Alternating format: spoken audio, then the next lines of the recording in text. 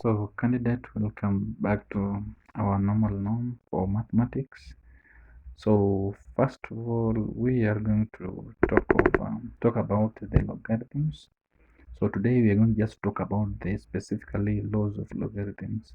So as you're going to go about it, stay tuned and make sure that you follow strictly so that you may be able to understand. With this topic, we are going to talk about three laws of logarithms. The first one, we have the product laws of law. The second one, we have the quotient law. And then the third one, we have the power law of logarithms. So let's start by talking about the product law. So the product law of logarithm, as you can see, given that in a general statement that we have numbers in brackets such that you have the log base a bracket m multiplied by n, we are going to get log base a m plus log n base a. So here we're going to look at the multiplication. When we split the equation, we're going to get the addition sign, multiplication addition sign. So that is our law, the first law of logarithm. The second law of logarithm we want us to talk about is the quotient law. As you know, according to the term quotient, quotient means subtraction. So look at this general statement.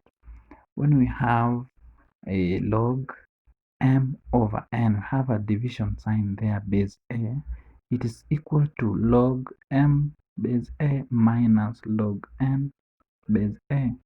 So our quotient, we have subtraction. So quotient, we have division sign. So according to the term, a quotient will be named after this division. But when you split the equation, we can discover that we have log m base a minus log n base a. So learners, let's look at general examples, as you can see from this very end, to maybe test the difference between the quotient and the product. So look at this example. Have log a log 9 base 6 plus log 8 base 6 minus log 2 base 6. So in this case, you can discover that bases are the same. Make sure that the bases are the same before you tackle the question. Now that we have the same question, we have the product law and the the quotient law. So when you have the addition, automatically when we let the numbers be together, we're going to take 9 times 8 to get 72. Then this minus sign will remain to be log base 6 log 2 base 6. Now that log 2 base 6 and log 72 base 6, we are going to apply the quotient law of logarithm. So in that case, when we have minus, in case we bring it together, we are going to get 72 over 2, the quotient law of logarithm. Then we're going to get our answer to be log 36 base 6.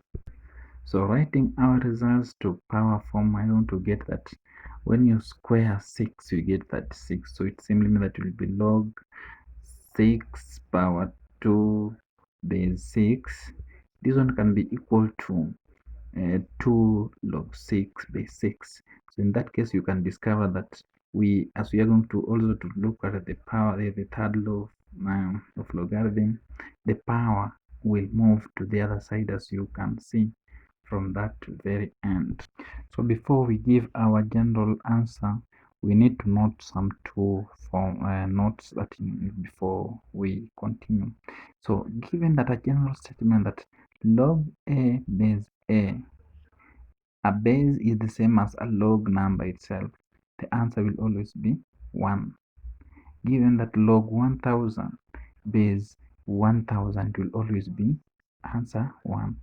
But in case we have log 1 base a, the answer will be 0. So in this case, in case this a is 1000, so it will sound that log 1 base 1000 will always be 0. So that's a statement, it's a crucial statement that you need to understand as far as the logarithm is concerned. So in this case, as you can see from this very end, so 2 log 6 base 6.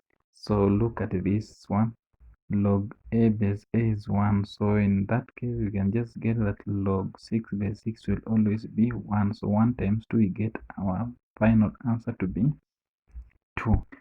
So the last laws of logarithm that I want us to look is the power law of logarithm. So look at now the general statement or the general equation.